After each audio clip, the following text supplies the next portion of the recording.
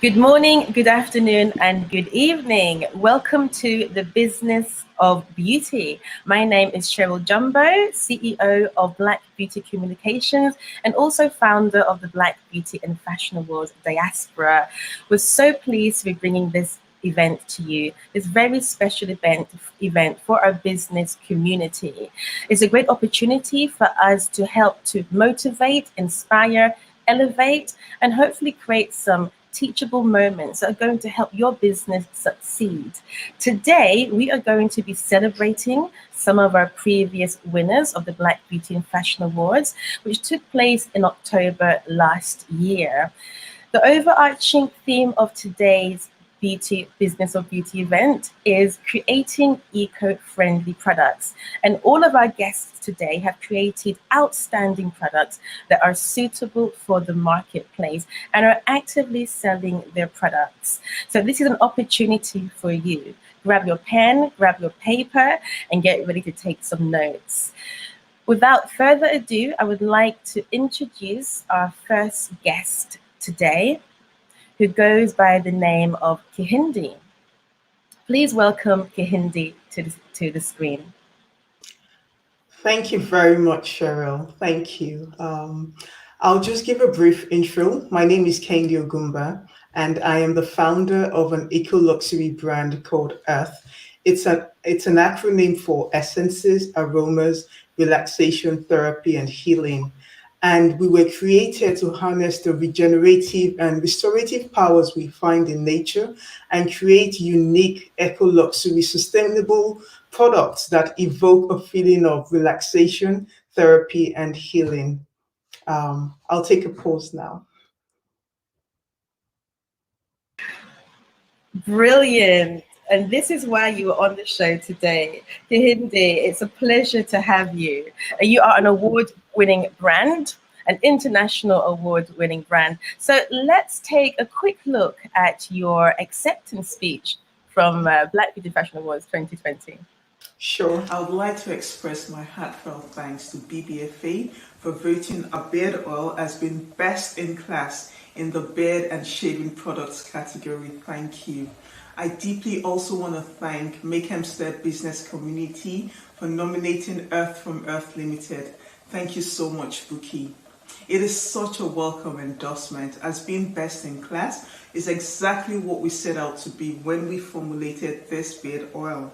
It is 100% natural, organic, and it has been made with the best herbs and oils for the beard and the skin.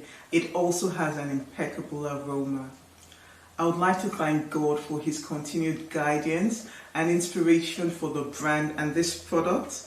I would like to thank Mrs. Ade Jumo, our herbalist and brand alchemist. I would like to thank Larry, my husband. He's been my #1 supporter and muse from day one. Finally, I would like to thank everyone that has experienced this beard oil. Your feedback, your recommendations, and your referrals have not gone unnoticed. Thank you all so much. I hope you continue to experience Earth every day with our wonderful botanical formulations. God bless you. Wonderful. Let's bring back fond memories, Kehinde. It does. It really, really does. And yes, the beard oil has been a cult favorite since then. I'm really so happy to have won that award because it is so validating to actually say that we presented our products in line with other people presenting theirs, and we were judged independently and objective, and we won the award. It is such a welcome endorsement. Thank you again, BBFA. Oh, you're most welcome. Let's take a closer look at your products, your award-winning products. So here we have it on screen. This is the famous beard oil.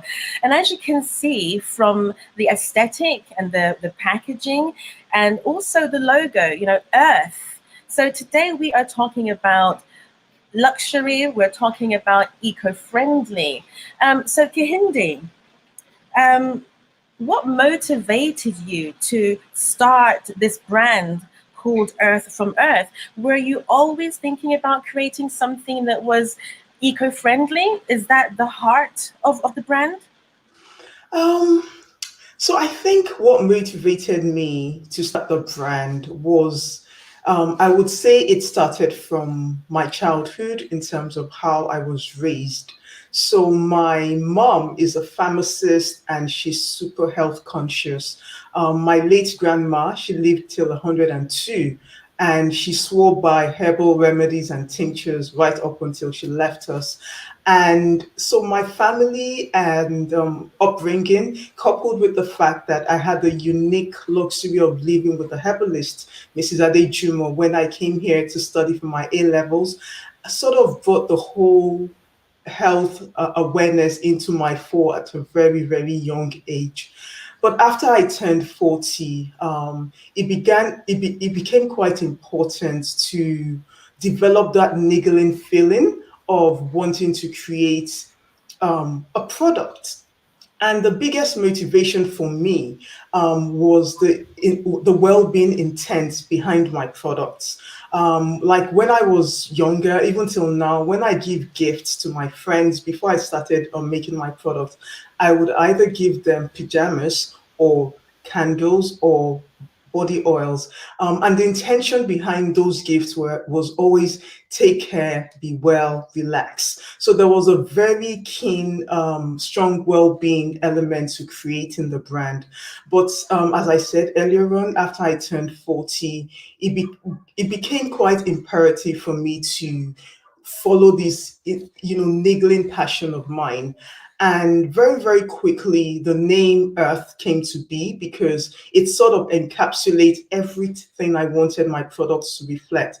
I wanted to tap into nature's essences, the aromas from nature, which means no synthetic aroma. It's pure, natural, and raw ingredients. And as I said before, the R is for relaxation. The T is therapy because it's harnessing the therapeutic ingredients we find in nature. And of course, the H is healing. Whilst you are enjoying the benefits of a very good product in terms of the aroma, having a healing component was quite important. Hence the focus on the herbal infusions inherent in all my formulations.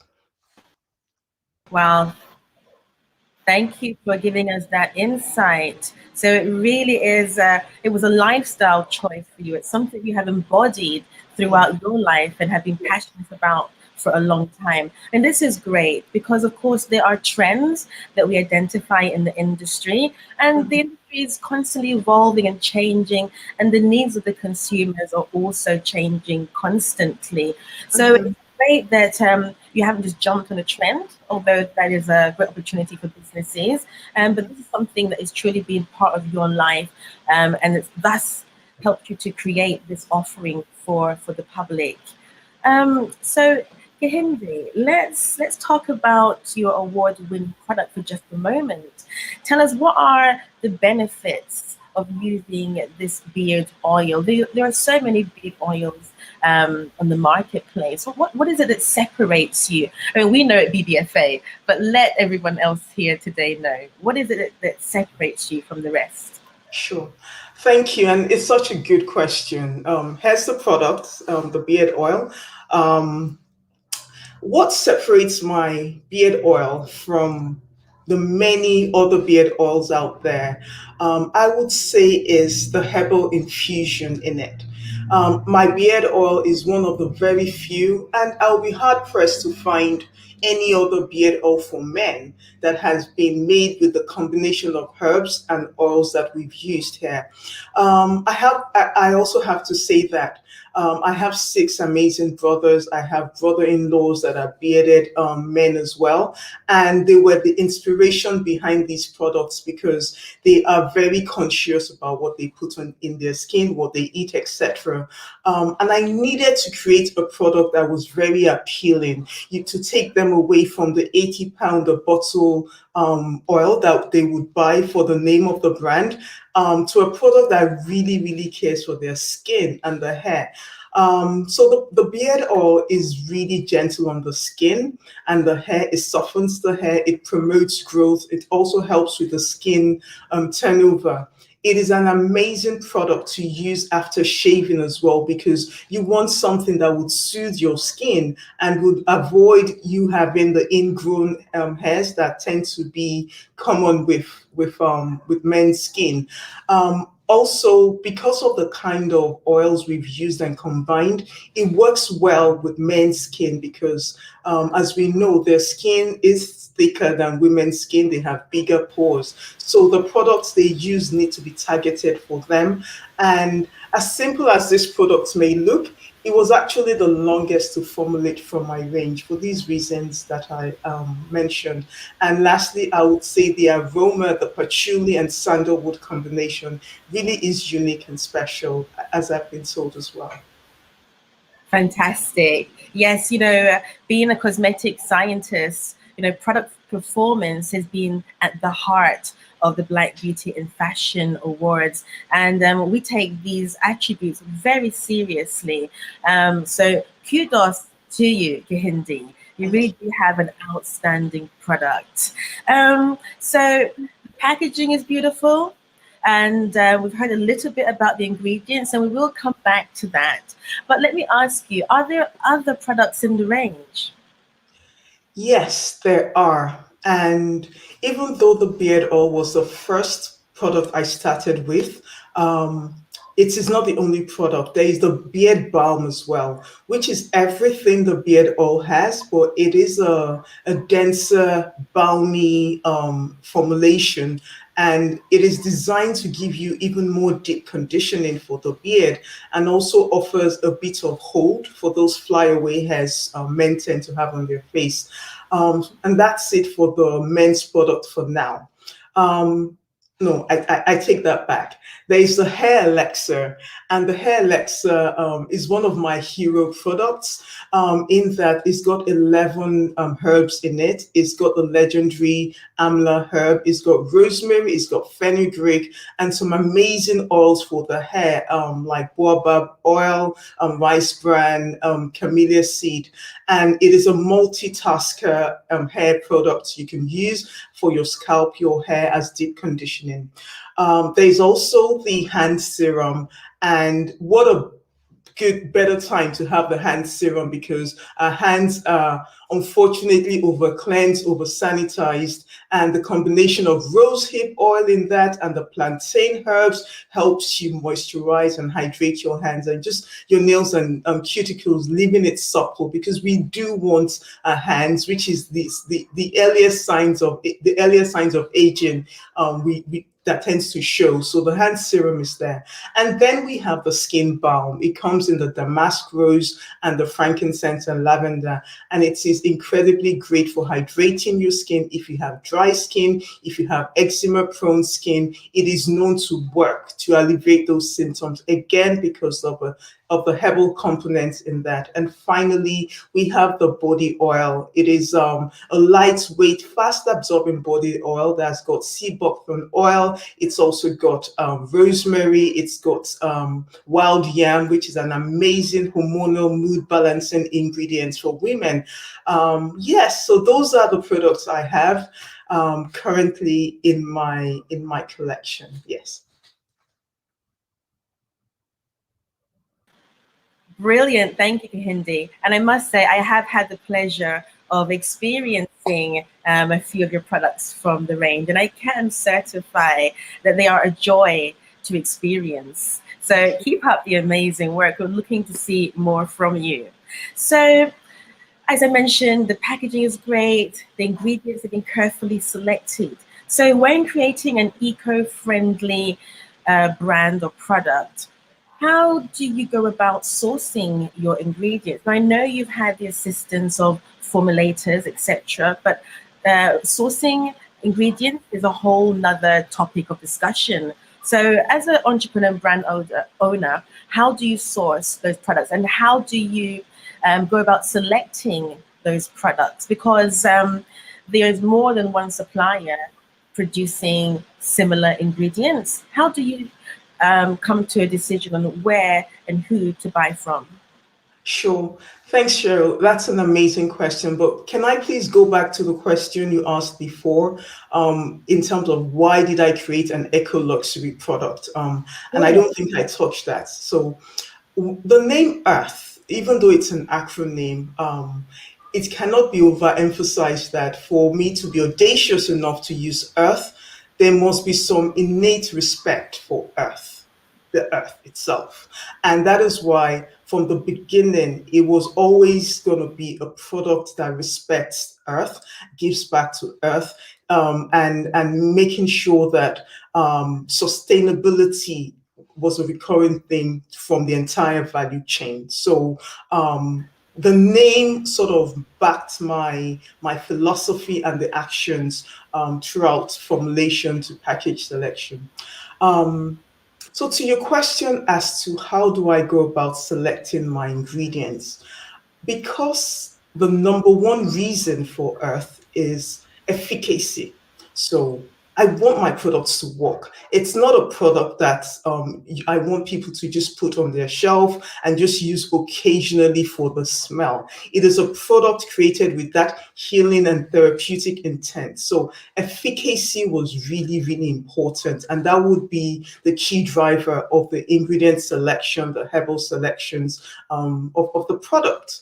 But when it came to selecting where to source from, we are British made, even though there is an ancient and African naturopathic principles at the core, but we make all the products here in England. It was very important that I find as much ingredients as possible that are made in the UK. And we are blessed in the UK with the kind of herbs we have. So things like nettle, things like marigold or calendula are products, are herbs that are British grown, and even lavender. So it's a joy to have those ingredients made close to where we live, in terms of being in England, to reduce the carbon footprint of these ingredients traveling from afar. But because, again, as I said, we needed to find the right combination of herbs and oils, it meant that we needed to cast our nets wide and source globally. But again, we are uniquely placed in that working in England means that our suppliers are subjected to stringent regulations.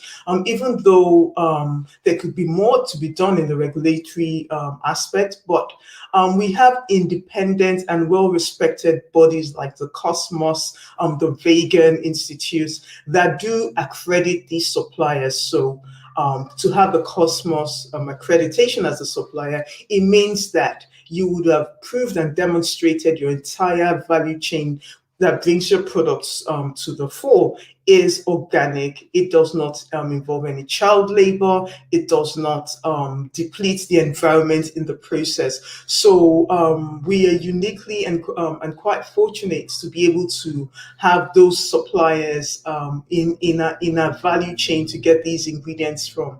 Certain ingredients are a bit harder to find, and I mean I have to say. The Murumu butter that I use in the skin balm, it's a beautiful, beautiful antioxidant butter, but it is in Brazil, the Amazonian forest, that we grow this wonderful ingredient. So I'm mindful that there is a bit of a journey to get to me, but how it gets to me is very important. And the transparency of the supplier in that fair wages are being paid to the growers and the manufacturers, and they demonstrating it and have the certificates to show it gives me comfort. Yes.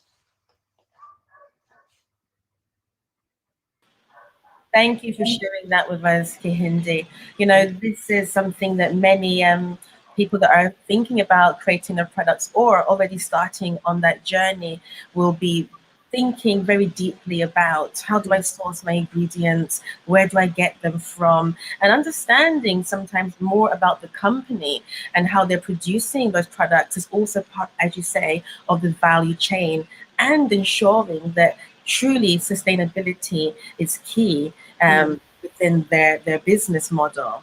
Okay, brilliant. So tell us a bit about the packaging. It's eye-catching.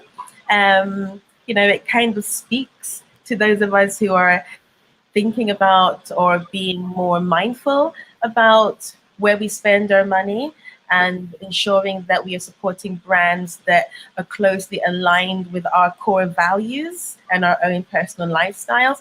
What was the inspiration for the packaging, and how did you come about creating it? Sure. So this is an example, and it's the theme of our packaging. It's in a brown amber glass or jar. And the brown amber glass or jar was incredibly important to preserve the efficacy of the oils in it. Oils tend to do well in darker bottles, so that was quite important. The glass is a recycled glass, which means that it is again lending itself to being sustainable. At the moment, we have the pump, which is plastic, and it is something that it's not. It's inevitable for now not to use some plastic in our products, and we have tried to keep it as to the barest minimum. So the cover is the only plastic thing you will find.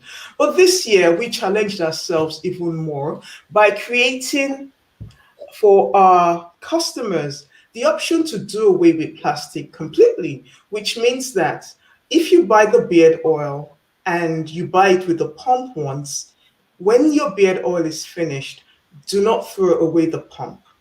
Buy a refill and use the same pump, because it's important that we keep this plastic away from being thrown away for as long as possible. And studies have shown that you can use the same pump at least 4 times before you need to buy another one. So we've created this refill option again to just continue on this journey to be more sustainable.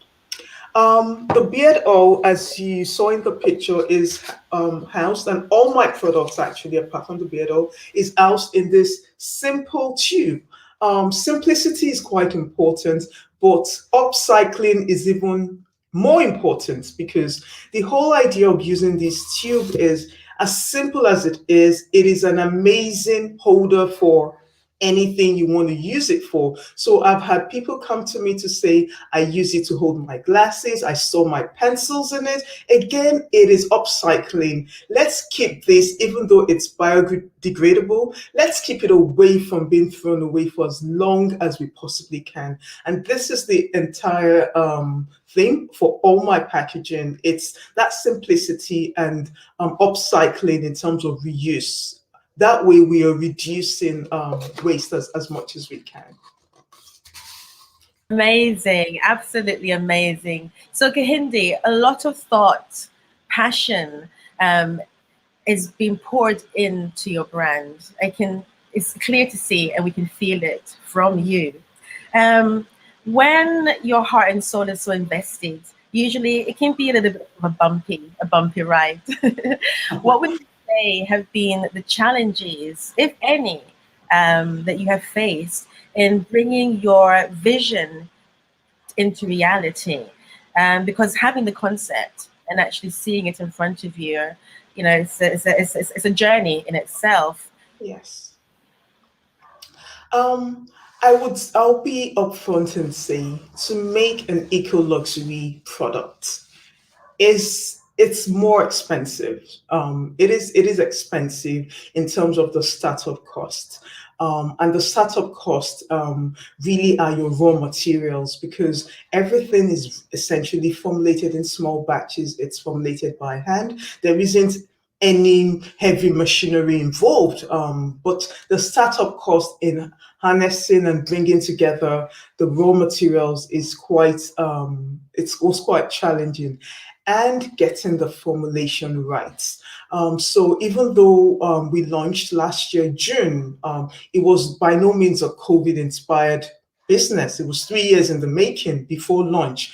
And it was the desire to ensure that the combination worked well, the products are stable, we don't want preservatives, so it needed to be tested for shelf life. It needed to pass all the stringent regulations that could give us the credibility to and the legitimacy to sell.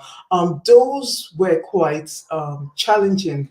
I also have to say that, again, being a small family owned business, finding suppliers of packaging that would sell to you at a smaller scale was quite a challenge. There was, the minimum order quantity that you had to fulfill. So it was taking a step of faith to say, yes, I'm going to buy all this, again, lending itself to the expensive factor I said, and I know I will sell it because I have a good product.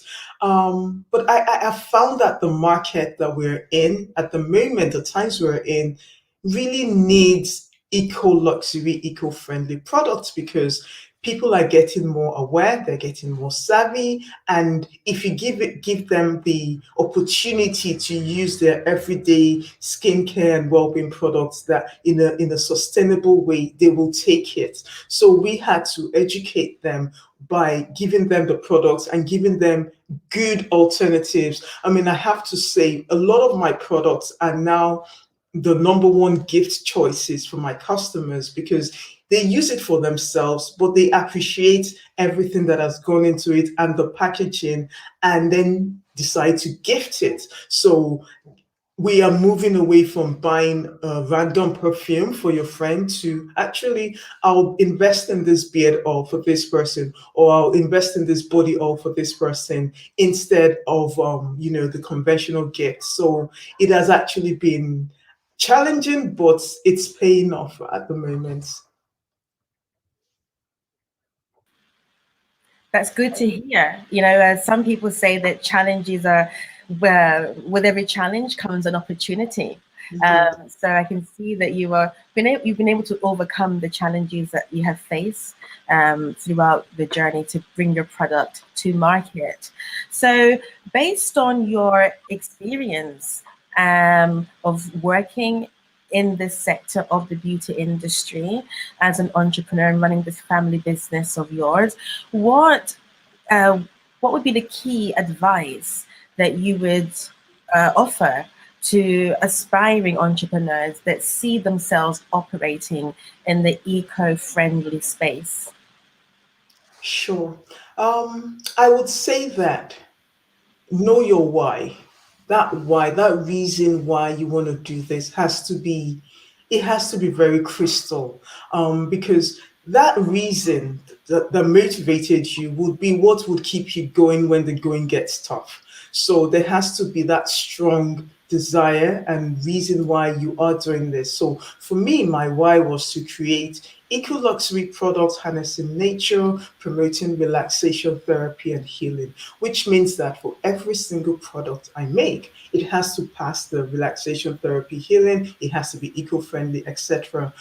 So having a strong reason would I can't emphasize that enough, and it will stop you from deviating and following the Joneses. It would stop you from trying to do other things that may seem interesting or may seem aligned to what you're doing because it would contradict your why. So that why needs to be very, very important. Why am I creating this product? And the second reason is, who are you creating it for? That's super super critical because there is no point having an amazing product with a strong why, passion, everything without knowing who you're creating it for. So for me, I am creating my products for the conscious individual. It's targeted at the older demographics, so I would say from 35 onwards, the mature skin, and the people that have a preference for luxury and efficacy, and that tends to be the older people. So know who you're creating it for is really, really critical. And lastly, by the third advice would be do start small. I promise you, as an entrepreneur, you really could make every single product in the world because you are full of ideas, energy, but do start small with a small range and let the market guide you because you may find that. when you start small, you haven't invested too much, so you can flex your product a bit, or steer it slightly in the direction, which will then mean that you're going with what the market wants. And that's very critical. And I guess, sorry, the last thing I would say is stay true to your ingredients. It is so important. Don't start by using sea buckthorn oil and get people excited, and then 6 months down the line you realize, this is a bit too expensive. Let me use another. I mean, no, you need to, and that was why for us, 3 years in the making was quite important. Ingredients matter. And once you select it and people buy your products because of those ingredients, they do not want to be disappointed with another kind of ingredient down the line.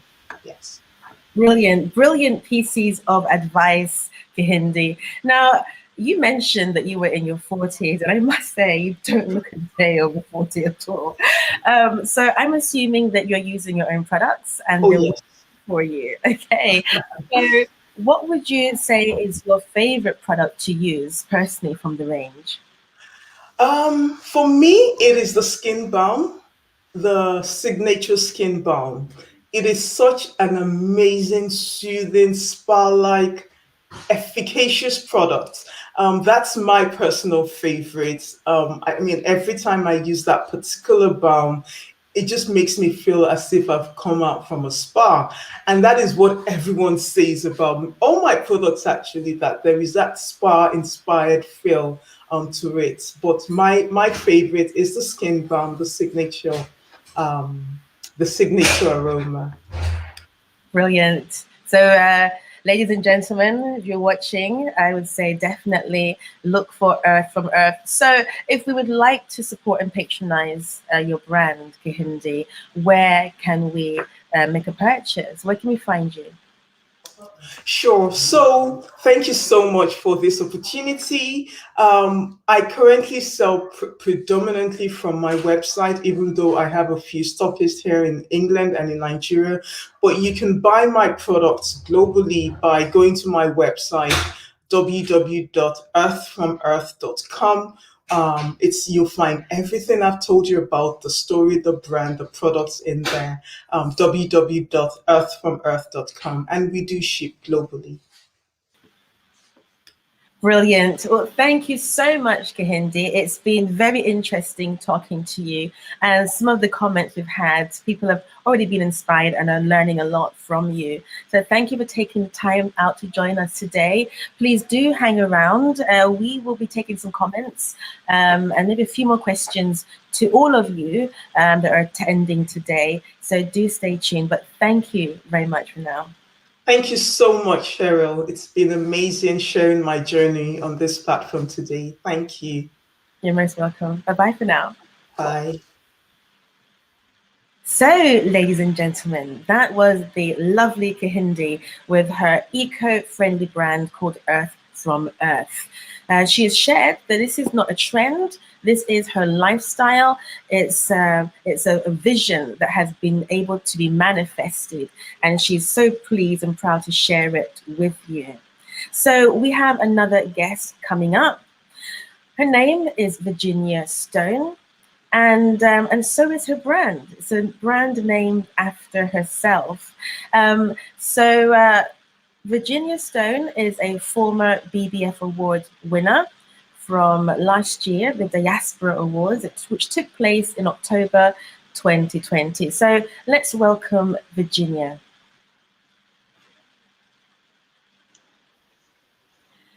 Good Hello. morning, Virginia. Good Oh, morning. How good are you morning. Well, doing? good evening to you. Please tell our audience where you are tuning in from today and tell us what time it is and maybe what the weather is like. Okay, I am from the Rocky Mountains in Canada, and let's see, what time is it? It is about 9:30 here now. Weather is gloomy today. It's been a really hot summer, but the rain is coming, and it's been very smoky because of all of the wildfires. So the rain's much needed. So you can't complain, I suppose. Well, the rain is healing to the earth, isn't it? Very much so. So we're delighted to have you on the show today, Virginia. Let's take a moment to have a look at one of your award-winning speeches from last year. Hello, my name is Virginia. I am the founder and CEO of the sustainable luxury skincare brand Virginia Stone. I am messaging you here from the beautiful Rocky Mountains in Canada to say a huge thank you to the Black Beauty and Fashion Awards for honoring us with the title of Best Premium Skincare Product for our gorgeous formula Eyes for Audacia for dark skin tones. We are humbled and grateful. Thank you again. Yes, indeed, Virginia. It brings back fond memories for me. The BBF Awards Diaspora um, is an international awards, and we have had winners from all over the world. So it's great that we have a global community that we can learn from. So we're grateful for your entry last year. So let's have a look at your award-winning products. Virginia actually won 2 awards from us, and Virginia Stone won Best Premium Skincare Product, and she also won Best Eye Care Product, or Best Product in the Eye Care category, rather. Let's take a look at the products themselves. Okay, so we have one image here. This is for Eyes for Audacia. And then we have your other products in the same collection, Kavesi and Jasari. Both Jasari and Eyes for Audacia won an award last year. We were very proud to give that to you. So let's talk a little bit about your award-winning product, Virginia. What are the benefits of applying these eye creams? And tell us a little bit about the ingredients, please. Okay, so that's a loaded question. Let me start off by telling you what is unique. Move your microphone a little closer to your mouth. We want to make sure we hear everything that you're saying today. Okay, how's that? That's great. Is that better? Yes, yes, it is. Thank Okay, so we'll start off by telling you what's unique about Virginia Stone. And for 20 years, I've been formulating natural cosmetics. So I specialize in green chemistry. And the one thing that I have believed in for 2 decades now is that our skincare industry adheres to a broken and outdated model. This is a fact. The dry, normal, oily classification system simply does not address the differences found within varying skin tones, and it does not address the need to approach and treat each skin tone independently. So what we have come up with are 3 unique skin tone collections. Kavesi for fair skin, Jasari for medium, and Audacia for dark. So each one of these eye creams are specifically formulated to target those unique issues that you have based on your skin personality in relation to your skin tone. So as an example, Eyes for Audacia really targets the need to heal and repair and deal with hyperpigmentation, as well as dark circles under the eyes and uneven skin tone. So each formula has up to 50 to 60 raw materials strategically put in at very high potencies so that we can achieve these performance driven results for you and get that optimal experience, because we're really trying to target so many issues that are unique to your skin tone.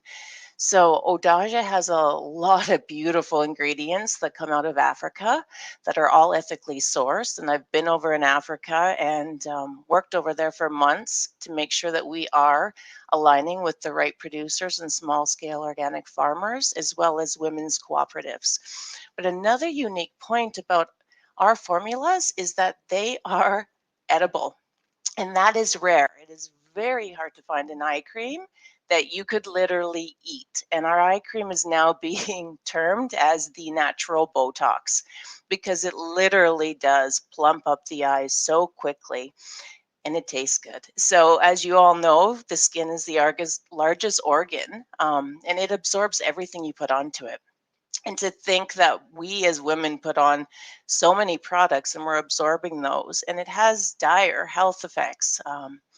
So you have to, when you feed your skin, you have to literally feed your body. And so we have all of your vitamins that you need. Our eye creams even have healing potent plants that help with eyesight. So there's so many layers to really formulating an exceptional product that's going to give you maximum results. Absolutely fantastic. Now, I have used eyes for Adaja. I haven't eaten it though. Might try a little nibble tonight.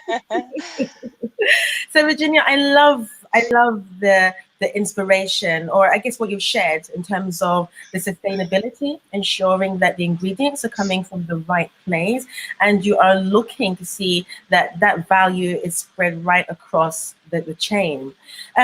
So let's go back a little bit. What is it that actually inspired you to create the Virginia Stone brand? Well, I started building companies and formulating in my early 20s, so 25 years ago. Um, and it took years and one-on-ones with thousands of customers to really understand what was required to help my clientele. And I've dealt with everything from severe acne to eczema, rosacea, skin cancer, burns. So I do have a lot of training in naturopathic medicine. And so I do incorporate that along with my nutrition training into these formulas. And so that is key. But as I went and worked with each client one on one, and everyone from babies to 90-year-olds, I learned something very quickly. And that is that you must absolutely address skin tone first and foremost. It is the most important thing to address because we live in a world where our industry tells us that each product is for normal skin or it's for all skin, and that simply does not make sense. We all have very different requirements and very different needs, and our skin is unique. And so, the more we can personalize and customize, the better the results.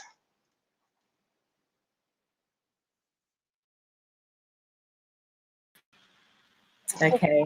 Now I can hear you. Yes, yes. The industry is moving more into that approach when it comes to skincare and cosmetics, and I think it's brilliant that you have factored that into your product formulation and selection for the consumer. It's no longer a one size fits all, and it's important.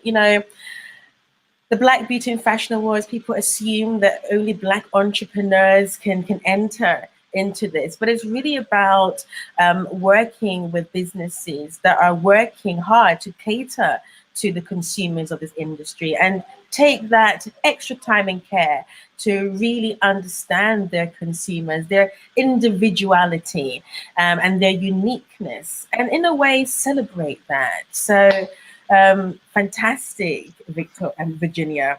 So you talked a bit about sourcing the natural ingredients. Now, you can go online. There's thousands of suppliers that you can buy direct from and have those items delivered to you. What is it that inspired you to take the extra step and actually go to various countries in Africa? Well, most importantly, it's misinformation. And there's a lot of misinformation in this industry. And we're told that these raw materials are all of premium quality, but they're simply not. And to actually go onto the ground and to see how they're truly made is very important. And because I'm so passionate about Africa, and I have been for so long, I really wanted to go there and make sure that I was giving back more than I was taking. Because what we don't realize sometimes when we're ordering our raw materials is the harm it's doing on the other end, and who's paying the price for that, and what's really going on behind the curtain. Because when we do go to order these raw materials, it all looks lovely and everything looks wonderful, and we don't really think past that. But there's a lot of scary things happening over in Africa, and people are not being paid. for these materials, and we think we're doing all this good over here, but sometimes we're just not doing what we think we're doing. So I had to go over there and align with women's cooperatives to make sure that they were getting fair pay, that their children were getting educations, that they had access to fresh water. These things are important to me, and also supporting the small scale organic farmers and making sure that we bring in only premium food grade raw materials. So it took more than a decade, but still, I'm always researching. So I've been researching raw materials for 20 years, and it wasn't easy. And it's not easy to find the best online. And of course, the top searches are usually not the best products you can get. And sometimes you can order and it'll have a 6-month shelf life. Other times you can order and it'll be fresh and it'll have a 2-year shelf life, and it's been properly produced and it's been properly filtered and it's got all the right certifications. So that's the key for me, is that every raw material I put into your products must absolutely be exceptional on every level. It must be clean. It must be filtered. It must have no contaminants in it. And it must be ethical. It can't hurt anybody. That's the goal to having a brand that has a soul, is to make sure that on every single level of your design, your production, your sourcing, it all has to be ethical, for me at least, and it needs to be sustainable. Fantastic. So both ladies today, both Kehinde and yourself, have really stressed the importance of sustainability within the supply chain, and really understanding when it comes to eco-friendly products where your products, or your ingredients rather, are coming from. And I guess that also is something that you consider when it comes to the packaging of the products. Tell us a bit about your packaging, Virginia. It's also truly quite unique. Thank you. Yes. So this brand and the packaging specifically took just over 4 years, actually, to get it complete and functional. My number one concern was the issue with plastic in the world. And that is one of the reasons why I'm an ambassador for the Big Blue Ocean Project, is we have got to start removing plastic from our day-to-day lives. And there just were no options. And yes, you can go to glass, but glass has its downsides as well. So what I wanted to do, and I set out to do it because everyone told me it was impossible and it could not be done. Now, granted, it took a lot of pain and a lot of investment and a lot of time. But we actually found a way to create and design a plastic-free packaging system that's natural, it's biodegradable, it's completely recyclable and reusable, and it requires very little resources to produce. So I'll first show you, this is our beautiful box that And I opens might up. add, not just that, it is also truly beautiful. Thank you. So when designing this, the key was for you to experience beauty in the unboxing of your product and to feel some kind of emotional connection to it. So it's all about opening up this beautiful natural product. This box is FSC certified, it's completely recyclable, and it's biodegradable. And then inside is our what is known as our Luxador. This is made from concrete. And inside you'll see our beautiful eye cream. But this concrete jar is made with nothing more than limestone, recycled stone that's sourced locally, water, hemp fibers, and sandstone. So it requires very little, and it requires very little to produce, and it requires very little to break down and to reuse. And it also actually protects the product. So anybody who's been in this industry knows that plastic and glass does not preserve your formula. And it allows oxidation, it allows UV exposure, which actually breaks down your active ingredients. So this protects all of my active ingredients so that they don't break down to keep your formula potent. And also, it has a magnetic closing system, which I found absolutely wonderful. I mean, these are the key reasons why you won your category in premium eco luxury. It truly has set your products and your brands apart from the other. Tell us about the locking mechanism. So that took a few years to figure out. We tried O-rings, we tried everything we could, and nothing was working. And so I really just went back to what I had seen done with wood, which is the magnetic system. And it works beautifully, but it has to be done by hand. It is not easy to achieve because you have to strategically drill the holes into the concrete while the mold is setting. But it works beautifully and allows us to keep plastic completely out of the package. And people are falling so in love with this jar that they're using it to store their rings on their bed tables, and they're using it for a variety of different purposes. And so now, working down the road, we have to look for refill options because, once again, we need to take this another step further and be even more environmental and more sustainable. Yes, yes, I can see. That is something that I must say sort of stood out to us with your products too. It feels beautiful, it feels luxurious, the packaging and the products, but yet it is fully sustainable. A lot of larger companies who have been in the industry for 30 odd years or so, they haven't been able to, I guess, achieve some of those things. And we're starting to see a little bit more activity and proactiveness, but it's really a reaction rather than a proactive outlook to creating products for the marketplace. Would you say that creating this eco luxury brand has presented challenges in itself? Of course, there's the ingredients, the sustainability, but what about the journey? It's taking 4 years to create the packaging, the research. A lot of companies would say that they don't have the time to invest, getting a return on their investment. Talk to us about that. Well, I guess I've been in this industry a long time. I knew it was going to be a long road. And on top of that, the one thing I do know within this industry is the minute you try to go against the grain, it's always an uphill battle. And the hardest part is educating the public on the true facts, because we have been programmed to believe that we either have normal, dry, or oily skin. And this has been embedded into our psyche. And this is simply not true. What a lot of people don't even realize is oily skin is nothing more than excessively dry skin. So really, you either have healthy skin or you have dry skin. And that's about it. And you want balanced skin. So for me, it just became so almost obnoxious when people would call your skin normal or not normal, because who's to say what is normal? Because what's normal for you is not going to be what's normal for me. So we have to get away from that, and that takes a lot of education, and it takes the industry some time to want to accept that, especially when you're saying something different than the mass majority.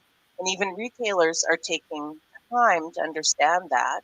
And they, at first were really quite worried that all of a sudden we were going to compete and be against all these other brands. And that's not what we're trying to do. And we're not trying to say anyone's wrong. We're just saying it's time that the industry evolves like every industry does. And I kind of feel like we're all still stuck in our grandmother's routines and great grandmother's routines. And it's time that we bring more real innovation into this space. And it's time that we diversify and that we have inclusive brands and that we really address the unique needs of people instead of treating everybody like they're all the same. Absolutely. And I think, that cuts across many other industries, to be quite frank. Society is changing. We've had, the Black Lives Matter movement. We've got LGBTQ. We've got so many things that are happening, and people are starting to realize that the world is changing, and businesses ultimately need to get in alignment with that to really be sustainable themselves as consumers are moving towards being more educated.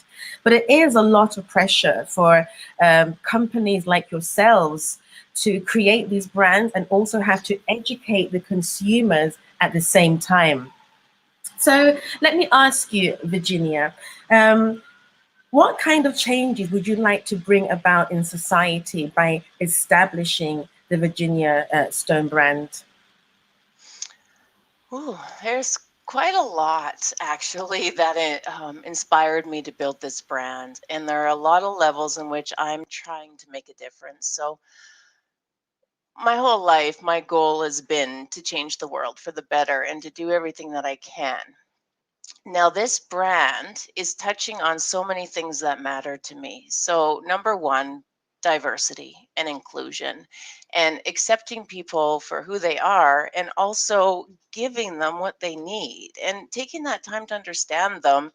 And that's true inclusivity and diversity. Saying that your product is for everybody is not. Making a product that genuinely does address people's unique differences and needs, that is an inclusive, diverse product. So that's one point. Secondly, I love the environment. I always have. I was a bit of a revolutionary in my 20s. And so I decided that it was important to prove that you could build a brand and a company with a soul and that you didn't have to just take. And my goal is always to give back more than I take. So it's protecting the environment, it's protecting humanity and human rights, it's doing what is best and healthy for people. So, being that I trained in naturopathic medicine, that's always been very important to me is that we don't hurt people, we help them. And it's not about selling a product at the end of the day, it's about making a huge difference and helping people with their skin. So, I do take it a bit more seriously. I never did care to just have a product to sell, I cared about making a difference. So, that's why I went to Africa and aligned with an orphanage that I handpicked. I went there to find those in the most need, and it's an orphanage of children who are either dying from AIDS or have lost their family to AIDS. And so that was key to me. Supporting the small farmers is important. Making sure the environment is protected and that we're not taking resources away from people who need them. That's important to me. Giving back to as many causes as I can. Responsible formulating, that's also key. We slow cook everything. Most people don't realize that a lot of raw materials and a lot of formulas, especially mass produced ones, are cooked at such high temperatures in such big vats that your product is dead. And so, to me, it doesn't matter what you say you put in it, because at the end of the day, there's nothing left living in that product. So, the key is to really nurture and put that passion and that time into your formulating, so that you do make the best product that you can make. So those are some. We need more people like yourself, Virginia, in the world. I love the backstory, and I'm loving this insight that you're sharing with us. So, how does the brand contribute to environmental stability besides being? So, let me ask you a different question. Actually, how did you establish the measurement for producing your eco-friendly products? How did you gauge that? Sorry, just so I'm clear, you're asking how do I gauge whether or not I consider it environmentally friendly? Yes, how do you establish the measurements for you to say that this is an eco-friendly product? For me, that requires a lot of levels. So the one thing I'm finding is the greenwashing is really hurting the industry a lot. And when everyone jumps on the bandwagon and they use all the same terms, they dilute the strength of those terms and the absolute meaning of them. So to have an eco or a green product isn't simply just saying you put natural ingredients into a formula. It's not simply saying, even that you're plastic free. There are a lot of brands out there using these terms and titles, and there's just a lot that's not eco or green about them. So to me, it's everything from the way you source your raw materials. Are those raw materials going to go down the drain and actually harm animals? Will it contaminate water sources? That's important to know as well. What about your production processes? Are you doing those sustainably? So I run a sustainable lab, and I did run my labs for the last 15 years on sustainable energy, alternative energy. It's doing everything that you can that makes you green. It's making sure that you're not harming anything along the process of sourcing to production to delivery of that product, doing everything you can to be environmental, doing everything you can to offer something healthy for people, and doing everything you can to make sure that other life forms aren't being hurt in the process. So that includes no animal testing, and that goes into the sourcing issue again, which is that most people won't tell you what they do. And so I only align with suppliers and manufacturers of raw materials that don't test on animals, because to me, you have to see this as a circular system where everything is impacted by every decision that you make.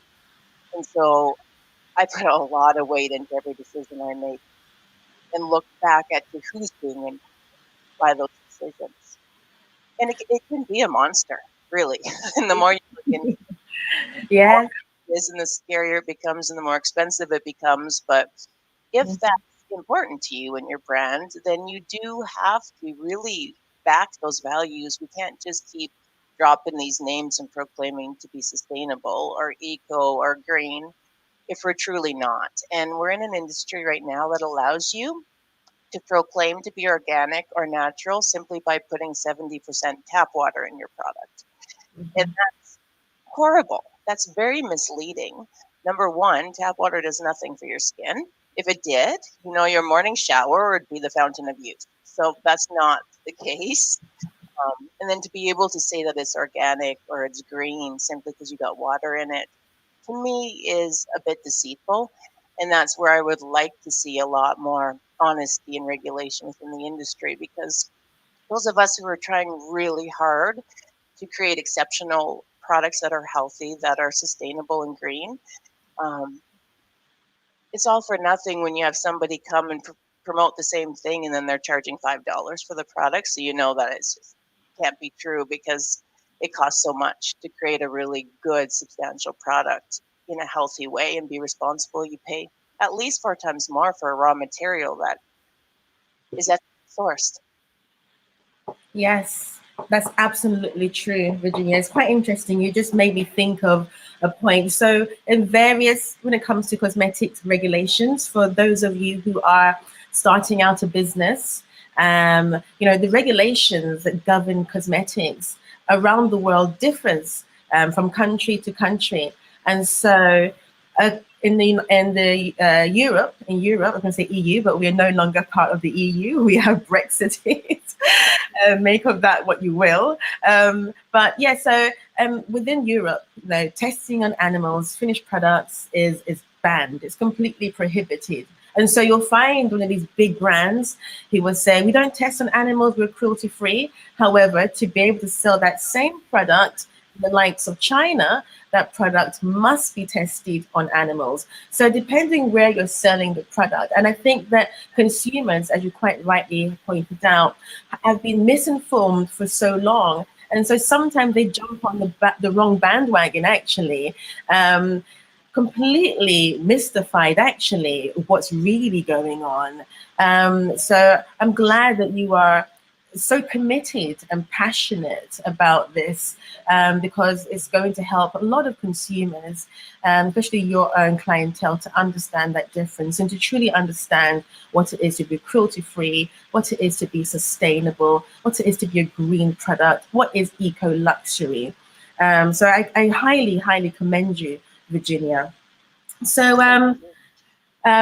like many that embark on this journey to create a brand with soul, this is not a trend that you are jumping on. This is part of who you are. So, the Big Blue Ocean Cleanup. Tell us about your involvement. Well, I'm involved in a lot of really amazing groups that are trying to do a lot of work for the environment, reforestation, wildlife sanctuaries, orphanages. They're all very important to me. The Big Blue Ocean project, why I got onto that one, and it's very recent, is because Our oceans are in a dire state, and without the oceans thriving, without them being healthy, what we are just starting to understand is that without a healthy ocean, we cannot survive. And people need to take this seriously because we get the majority of our oxygen from the ocean. And there are so many dead zones in the ocean right now. It's quite terrifying to look at how quickly it's dying. And we have done that. So we need to start doing everything we can on every level. And that includes the support and work that I do with sharks as well. We need sharks in our oceans, and we need biodiversity in our oceans, and we need them to replenish themselves again. We can't just keep raping and pillaging our oceans and dumping our garbage in them, because we're not going to have a home to live in anymore if we do. So that's really the main reason why I joined that group. They're all around the world. They clean up plastic. They do amazing things. They're really great at educating the public on the importance of biodiversity in the ocean, and also what we're doing. What we're doing to it, because most people don't actually know where their recycling even goes. And over 90% of your recycling will never ever get recycled. And it actually ends up going into the ocean or to third world countries and dumped on their shorelines. So these are just things that are so important and directly aligned to my brand and my passions and my beliefs, that I do try to do as much as I can and support as many organizations as I can that are also trying to do good. Amazing, absolutely amazing.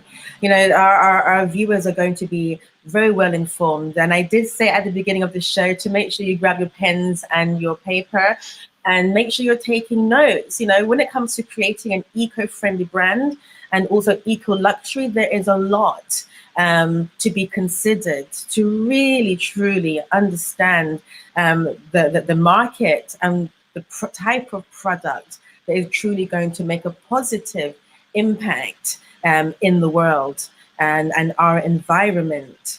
So a little bit off topic, you are currently running for mayor of Calgary.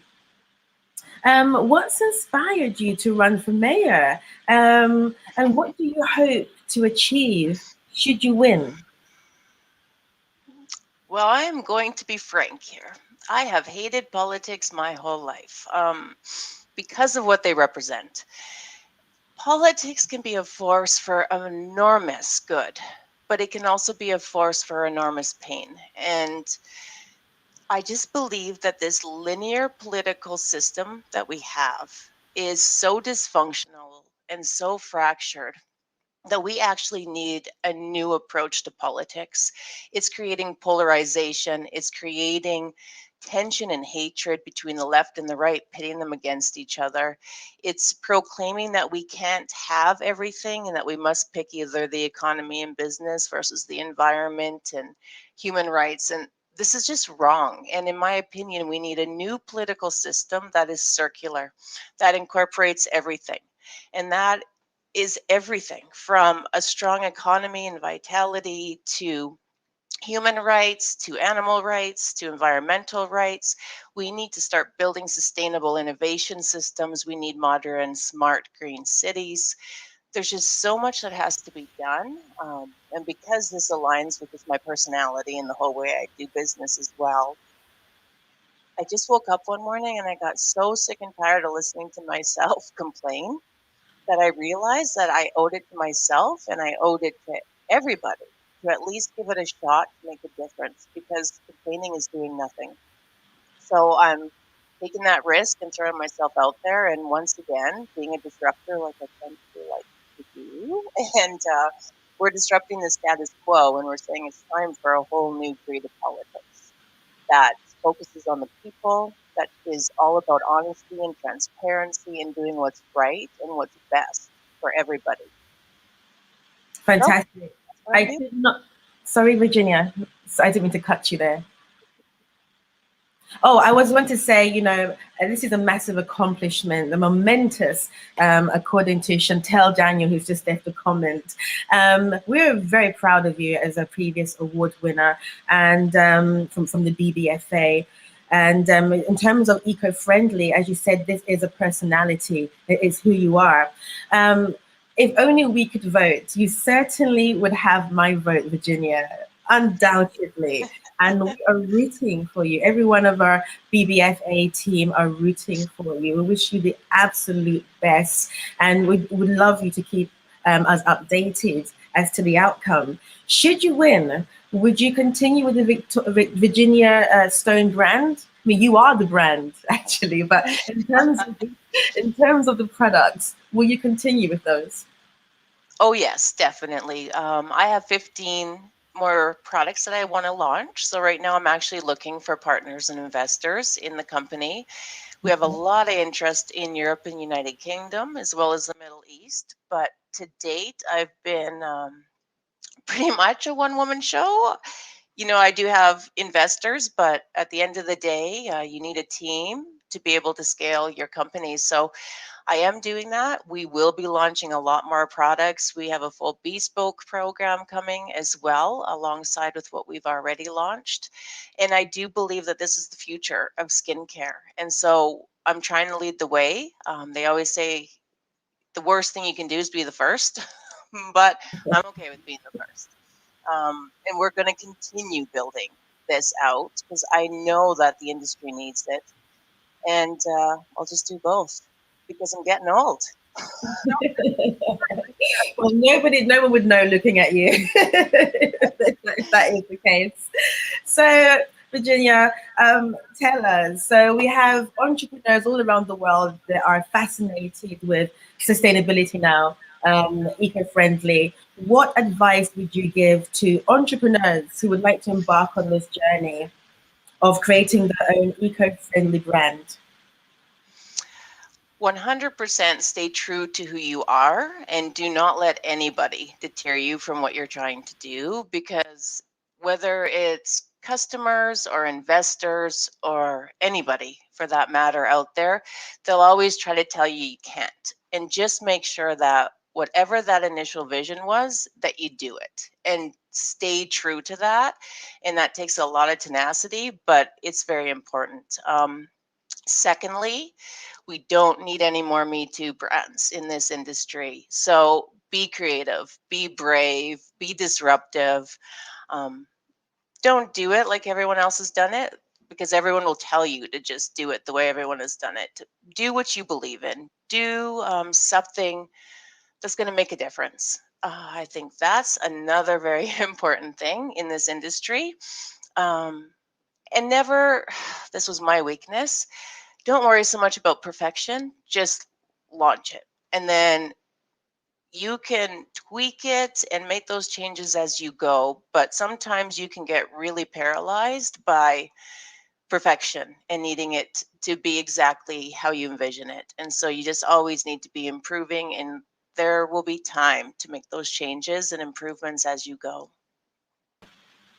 Brilliant, very sound advice, Virginia.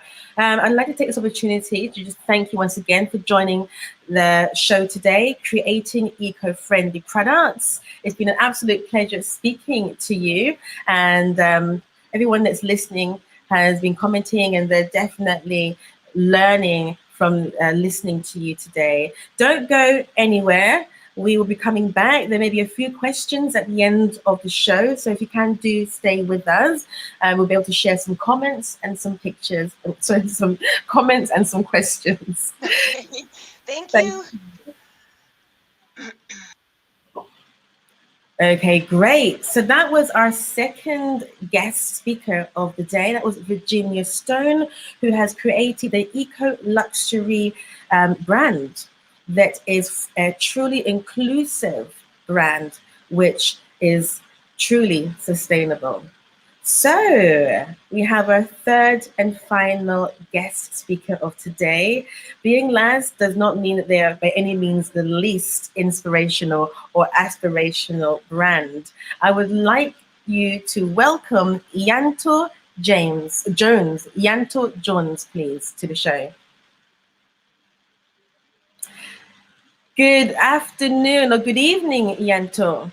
Yeah, good evening. How are you, Cheryl? I'm very well, and welcome to the Business of Beauty. It is a pleasure to have you on the show today. Now, let me give our audience a little bit of background. So, your brand, Mon Naturals, didn't actually win an award last year in the Black Beauty Fashion Award Diaspora, but you are truly a brand with a difference. And so you were right up there with the top of our finalists. And so it's only right that you should join us today and share your experience and insights in creating an eco-friendly brand.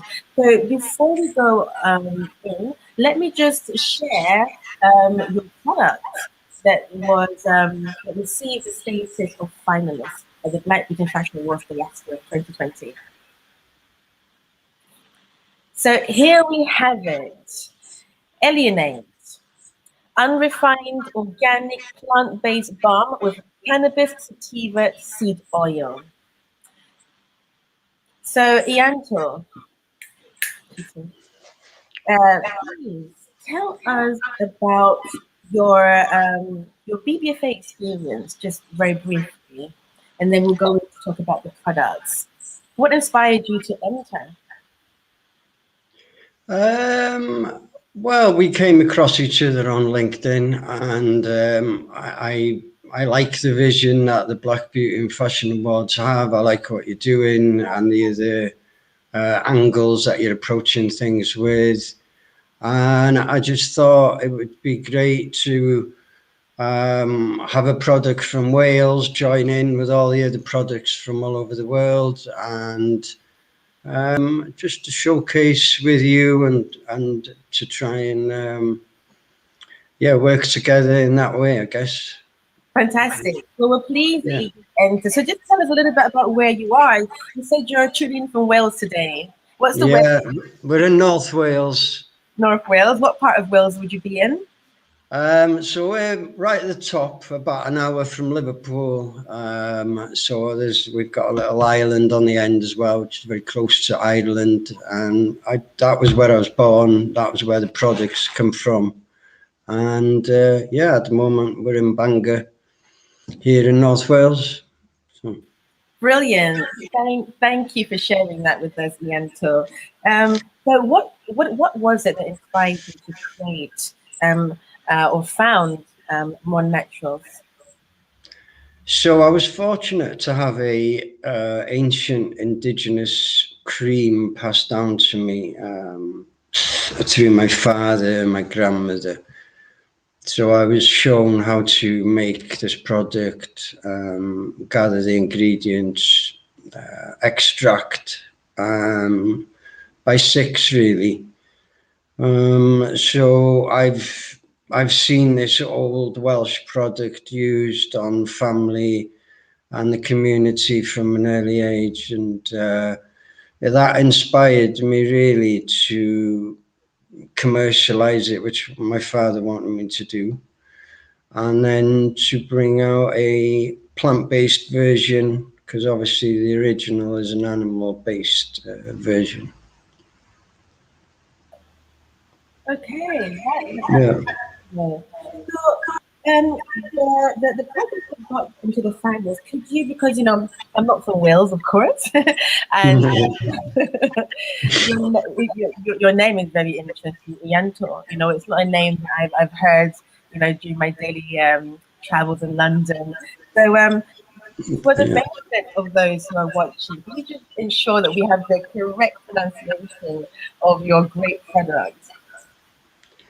So, well, the Elienide, so Eli in Wales, ELI means cream, Okay. and Enide means soul, which which fits into what you've been speaking about earlier, actually. So soul cream, and then the original is Eli Awen, which is Eli, and then Awen in Welsh is inspiration.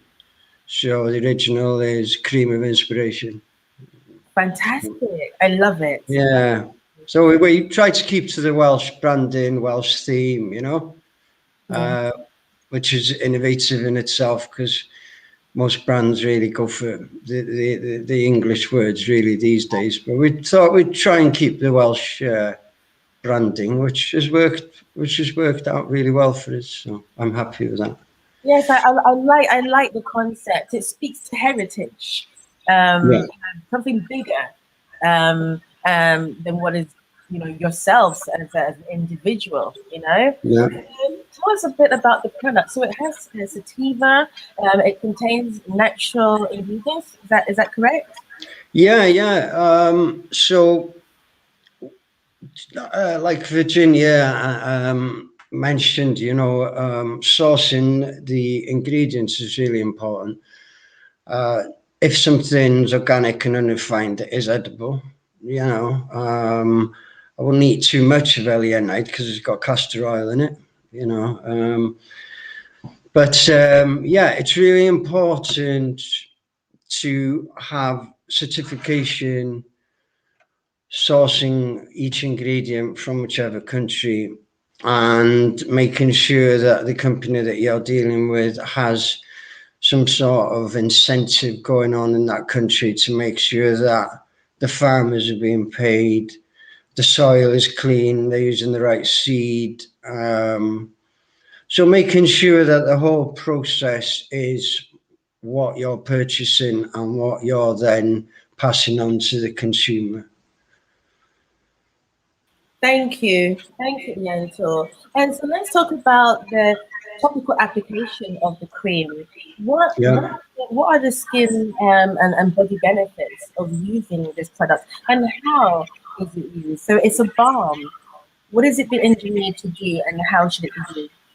Okay, so when you're handed a cream that's potentially hundreds to 1,000 years old, we don't know. You have to reverse engineer the product, which is extremely complicated, because the original has got two ingredients that academia hasn't really studied on a health alternative medicine angle. One was studied more on an industrial and aggregate angle, and the other one, fortunately for us, Madrid University in Spain have looked into this particular animal oil, and their research shows it is anti-inflammatory. So when you've got hundreds of years of usage and testimonials and endorsements, it's even in folklore in one sense, you already know what it does. You already know the different ailments it helps. The trick is trying to work out how the ingredients work on the skin, why they work like that, and how it works. So look at them individually, but then how do the two ingredients work together in a matrix type scenario? And this is where we've had academic teams coming to help us reverse engineer the products so that we can validate the ingredients and try and make some sense, so that we can you know, scope of the projects that will help with the R&D, and you know, basically trying to work out how, because these ingredients aren't traditionally looked at for skin in one way. So to have them working on the skin is amazing, and it helps people, but we really need to find out how the process involved. And so basically, by what we've done is then we had to mimic the animal oil, because I wasn't happy with the animal oil. I wanted an animal oil, a plant-based oil. So we replicated the animal oil with the plant-based oil using only natural chemical compounds. Okay. Which was a challenge. It was 18 months that took me, because we went down the fatty acid index because we already had a working oil, we needed to break that oil down. We used the fatty acid index, or i.e. the saturated, polyunsaturated, monounsaturated. And when we looked at that, we realized it was very close to the fat in baby milk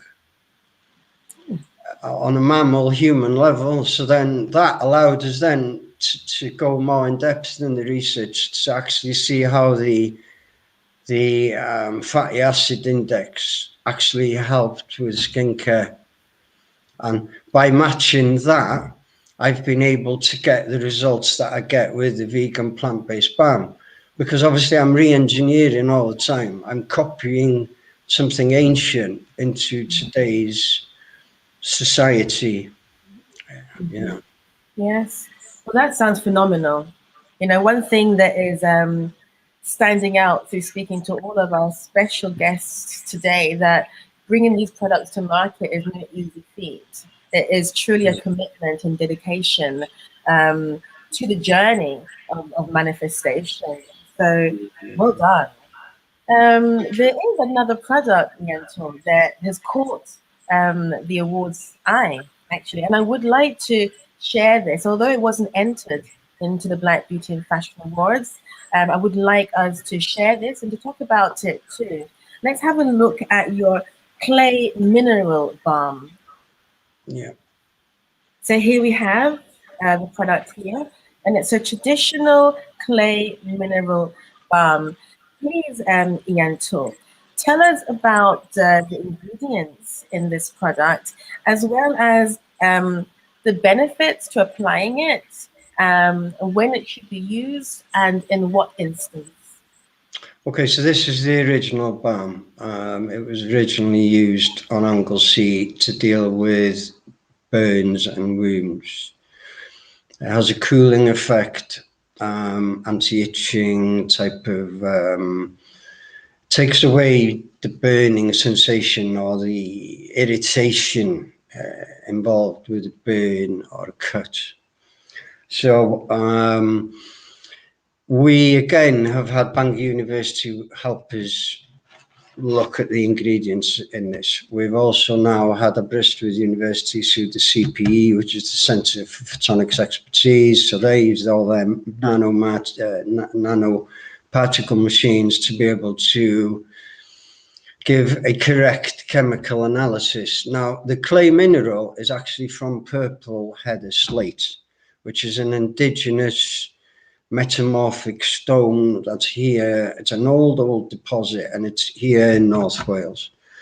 So the indigenous people had a choice of different coloured slate, and they knew that the correct one, from what we can gather, that has the highest mineral properties, including various iron properties at certain levels.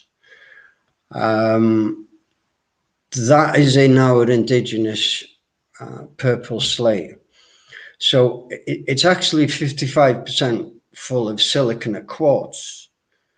So silicon in it. You've also got ileite, hematite, kaolinite, which is already used in medical devices to do with coagulation of the skin, with the blood. So we are just now starting to look deeper into purple slate. You know, there are research on how possibly silicon and quartz does help towards collagen. We can't confirm this yet, but we are obviously dealing with a product that works and has been for hundreds of years. So by reverse engineering it, looking into the chemical analysis and being able to look at these compounds, and then we can directly look at each compound and see, well, how do they work on their own, and then how are they working in the product. And this is the type of research that we're doing, and we get academic partners to help us with this. It's still a long journey, but it does help validate for the NHS or or for different directions that we're going to be looking at going. Okay, this is very insightful, Ianto. Can I ask you, in terms of the ingredients, this natural slate that you've come across, how did you Yeah. discover this natural mineral? We all go out to the countryside and we see all manner of things, but what was it that piqued your interest? How did you become aware of it? And then what was it that actually made you take that step to include it in the formulation of the products? Okay, so I was taught to use the slate as a child.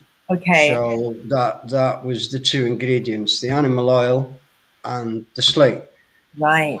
The old Welsh people, the indigenous Welsh, they did not waste any part of an animal.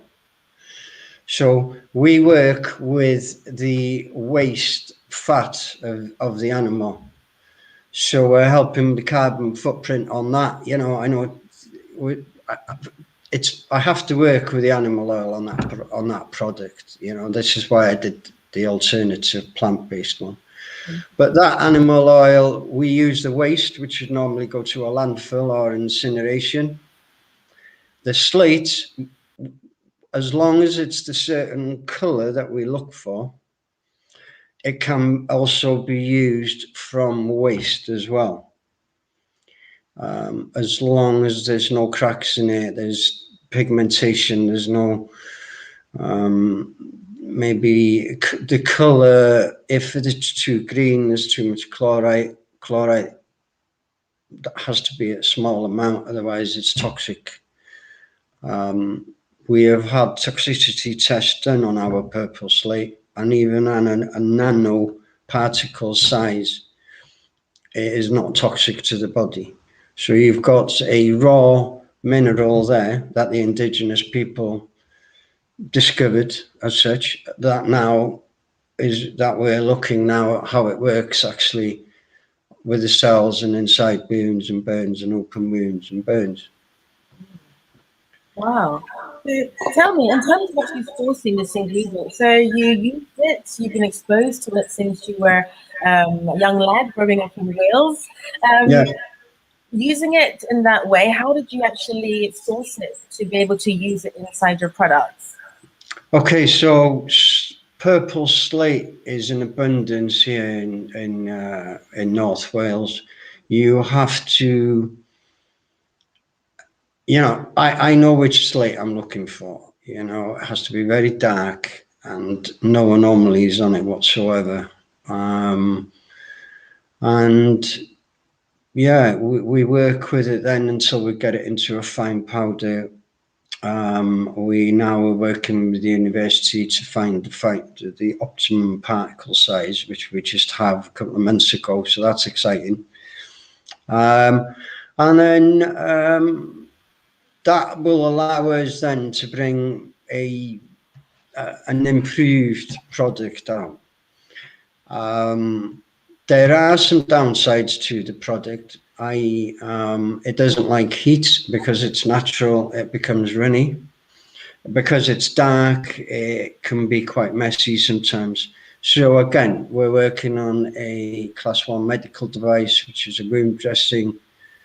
So potentially when we're dealing with small children or babies, and certain areas are hard to treat. So instead of trying to get the cream to stay there, and then if the room's warm, it's going to become runny.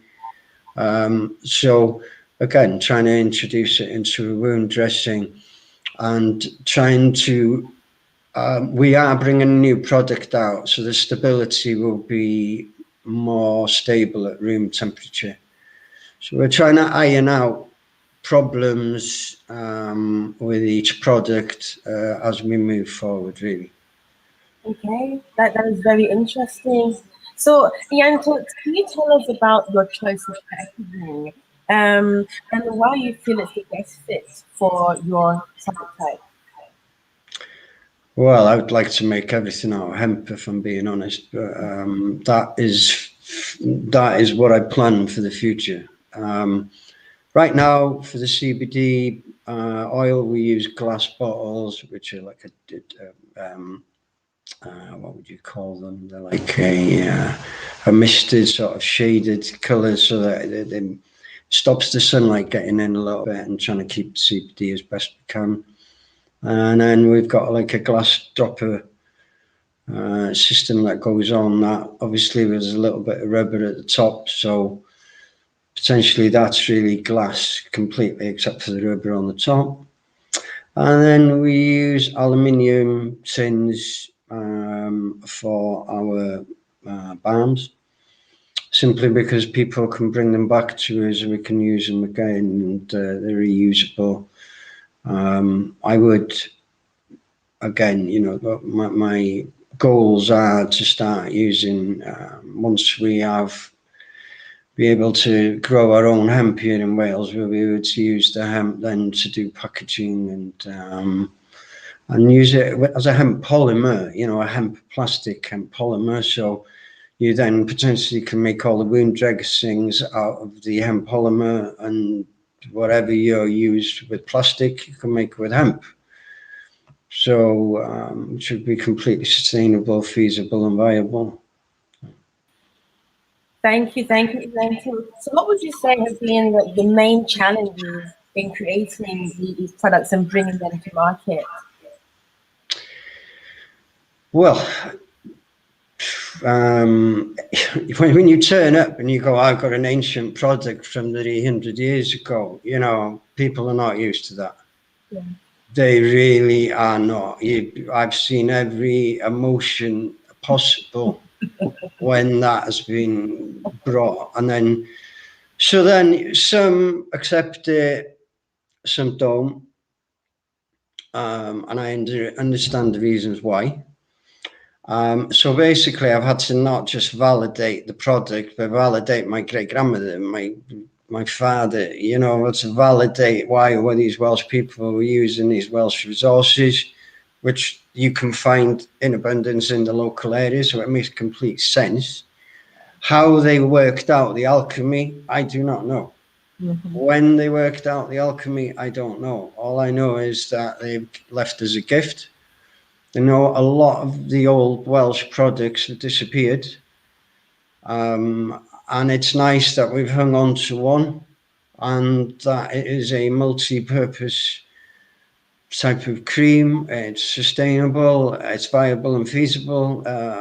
It does not cause any problems in the community at all in sourcing these things. There's already a quarry here that has it in abundance. And again, the animal oil needs to be organic. So I believe that animals should be reared outside in the sunlight. Then they don't need any synthetic ingredients then to give them vitamin D or to give them calcium, which they will get from eating grass and getting the sunlight. So that then has the animal oil then is a higher quality when you extract it, and there's less cortisol, because any animal that is kept indoors constantly out of the sunlight and everything has raised cortisol levels of 10%, and that can have a knock-on effect on the minerals in the body. And they're a mammal as well, so same as mammal, Yes. Okay, thank you, Ianto. So let me ask you, where did, let me ask you a different question. So what would you say are the changes that you would like to impact in our society by creating the more natural products? Well, natural healing, using natural chemical compounds. This is what I was taught. This is the ethos, the essence of everything that I've been taught is natural, sustainable. I could not make the plant-based alternative from ingredients in Wales. I had to source them from Africa. I had to source them from all sorts of places just to match the fatty acid index. I had no choice. I just could not do it with what I had available here in Wales. But you know, we have other products that we want to bring out, which are going to be more indigenous again. But our ethos really is just to help as many people as we can, you know, people before profit. You know, my goal has always been to commercialize this ancient balm. And then as the brand and the products grow and the efficacy and the endorsements and the testimonials, and people see that these products help psoriasis, eczema, wounds, burns, you know, and we've got thousands and thousands and thousands of testimonials now. So it's just a matter of getting it. My goal is to make it available, or make these type of products available to everyone at a cost-effective price as well, because these ingredients, they are expensive, and that's why I try and match. So, for example, because I've re-engineered that, I've managed to re-engineer it using 5 ingredients. Now, I could have easily put 15 ingredients in there, but then I know then the price would go up. So I've managed to do it. I've managed to match the animal oil with plant-based ingredients. You're only using 5 of them. So that then allows me to be able to source the ingredients at a cheaper price, even though I know they're fully organic and unrefined. But I've only got 5 to deal with. That then allows me to cater for all society, because you find that, you know, when people are on a budget, there's a good chance that they're not eating what they need to be eating, and this in turn can cause some skin problems. And, you know, I work with in different areas of the community, so we do market research and we look at things. We speak to the customers every day. We want to know how they're getting on with the products, how we can help them, how we can improve it. And it's all about staying connected, you know, getting the feedback. We always test our products locally first. We give them out free for a couple of months. And then we take the feedback, and then we fine tune, and then we send it off for its cosmetic compliance in Liverpool. That's the process every single time. Your local community will either like it or they won't. It's as simple as that, you know. Yes, yeah. Now, Ianto, I'm about to ask you a follow-up question before we go to some comments and ask you any questions from the audience. So one thing that is sort of stood out through all of our speakers today is simple formulation is what drives them. However, that doesn't mean that the journey is not complex and challenging. So it's a very interesting mix. You know, so much work is being done behind the scenes to bring simplicity to the marketplace. It's truly, truly interesting. But my last question to you is, what would your advice be to aspiring entrepreneurs who would like to enter into creating more natural medical products or healing products? Yeah, so obviously find your passion. And my passion, I enjoy making products, I enjoy manufacturing, I enjoy nutrition, I enjoy learning about food, I enjoy correlating everything together. So I would say to them, look for your goals and work hard, and it will manifest and it will come into fruition again. Nothing is easy. You've got to just work at it and keep going. Look at other companies, look what they're doing, learn from other people, learn different extraction methods. You know, it's true what they say, don't overheat things because you're going to lose things from it.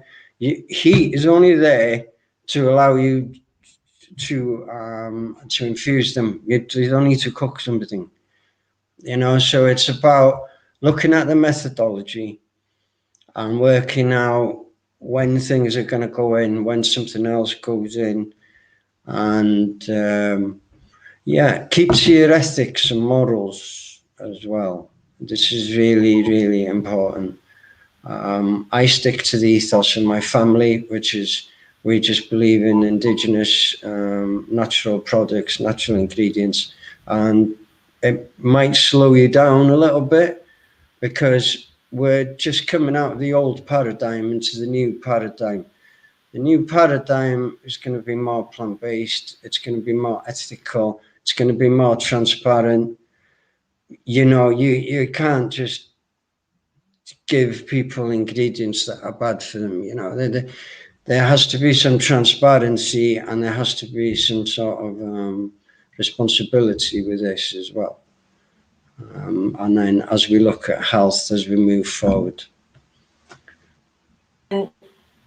Fantastic. Thank you so much, Ianto. It's been an absolute pleasure having you as a guest. Thank you, Cheryl. My pleasure. And you really shared some great insights with our business community. And we're looking forward to sharing this video online over the next couple of months and hopefully also inspiring many more businesses and entrepreneurs. So thank you once again. Thank you. No, my pleasure. Thank you. So I would like to bring all of our guests on. We have about 14 minutes until the end of the program today. We are looking at all things creating eco-friendly products. The world is changing and consumers are looking for more. They're becoming more savvy, they're becoming more informed. This is the age of information. And we've got a lot of information this evening, so thank you, guys. I'm going to see if we have some comments that I can share. So first of all, we have Chantel Daniel, who says, very inspirational. Eco-luxury and sustainable packaging is a massive area and not always easy to navigate. Your insight is so hugely valuable. And that was to Hindi as well. Thank you, Chantel. Do you have any other comments? Good ideas for men. They need more love and attention too. Yes, they certainly do. Any other comments, Titi? I love eco luxury so much. Congratulations, Virginia. Nice to know. This is from Moments with Norma. Do forgive me if I haven't said who the comment is from. Norma Ellis is a esthetician, actually. So she deals a lot with skin and sees many skin problems from day to day from both men and women. Norma says, nice to know that Virginia is so passionate about eco-friendly products and have been practicing the use of materials. Thank you. So, wow, the packaging, Virginia Stone, is very impressive.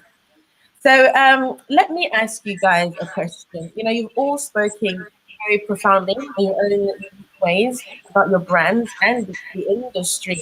You know, technology is playing a bigger role in all of our lives in various different ways. How do you feel technology can play a part? Is there room for technology in sustainability? And if so, how? Anyone feel free to comment.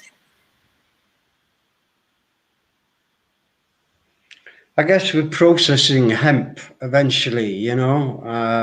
I follow some, there's a Robazina, he's a LinkedIn connection, and he's been looking at the processing level of hemp to make it more eco-friendly, to make it more sustainable, and to make it easier for the community to work with hemp. So I think, there's definitely a place to help with the production side of things, especially with hemp moving forward. Thank you. Does anybody else have a thought about technology and beauty? I would add something to that. I think there's a lot of room for improvement, especially when it comes to sustainable innovation and tech within our space.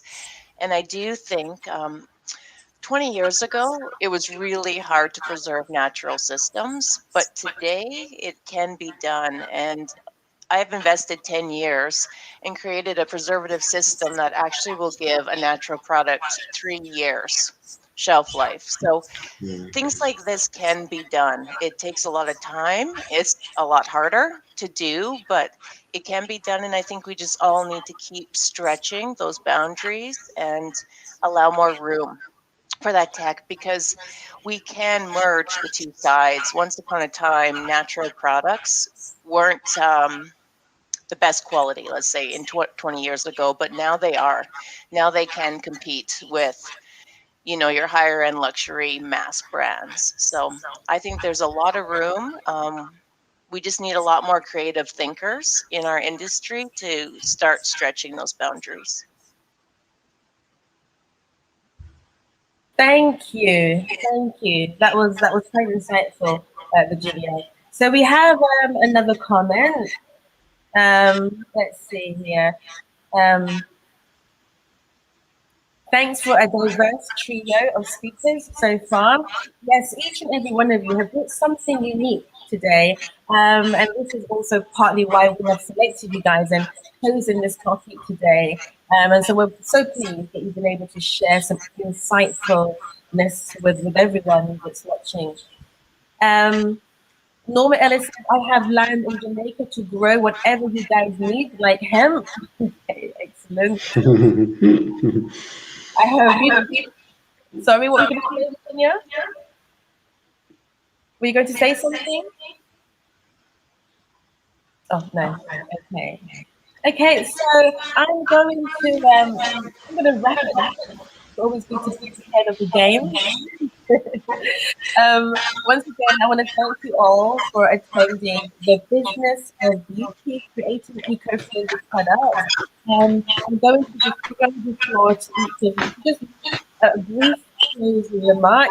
And as you do so, please share with us your website details and also if you're happy to do your social media. There may be individuals that will want to patronize the business in, and there may be other people in the business community that may want to collaborate with you. Or, yes, so please go ahead.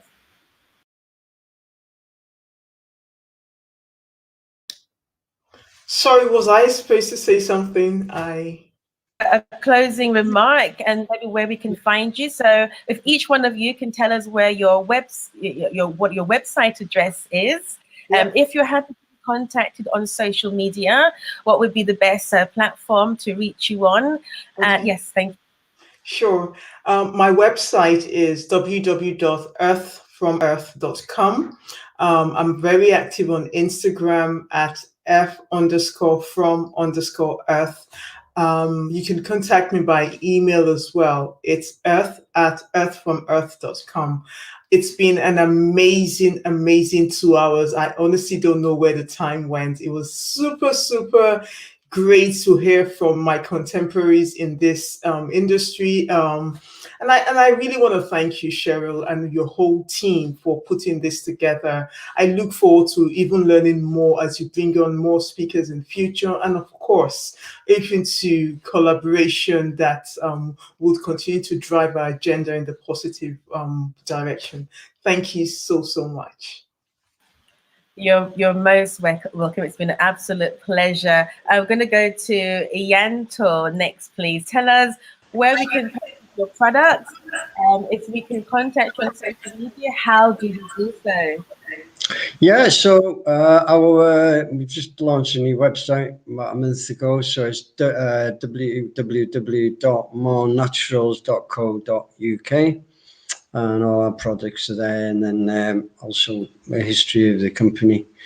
And then we're on Instagram, we're on Facebook, and yeah, they're the easiest ways of getting in contact with the company.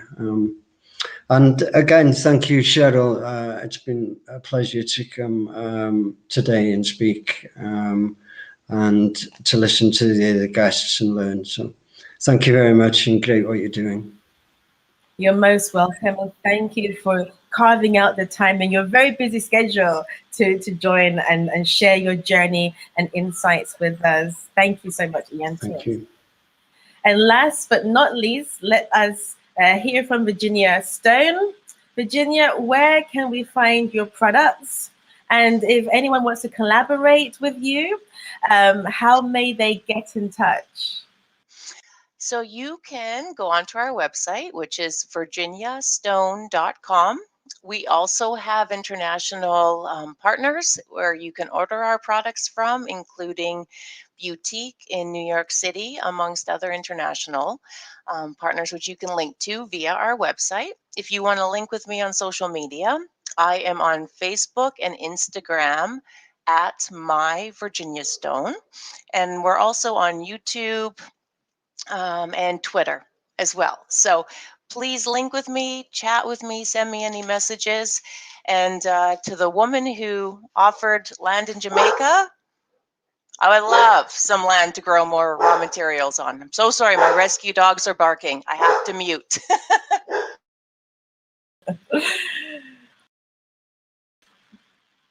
Absolutely wonderful. So this has been the business of beauty. Looking good is good business, actually. And we are so impressed with our Black Beauty and Fashion Awards finalists and winners and their contribution to the industry. The business of beauty is here to educate, to inform, to enlighten, and to help the business community to grow. In many circumstances, you tend to find that we struggle because we have a lack of information and exposure. So by bringing you guys together today, I know is definitely help some people along on their journey. So once again, thank you so much for joining us, and I will keep you posted when we have future events. And guys, watching, look out for more from these amazing entrepreneurs. Thank you, and have a Thank you. great evening and day, wherever you may be. Thank you. Goodbye. Okay, so there it is, the third installment of the business of beauty. We have one more to go, and it's called the cosmetic glow up. How do you go from creating products in your kitchen to selling on the high street in reputable stores like TK Maxx and so forth? So stay tuned. Next Thursday will be the cosmetic glow up. Good night and take care.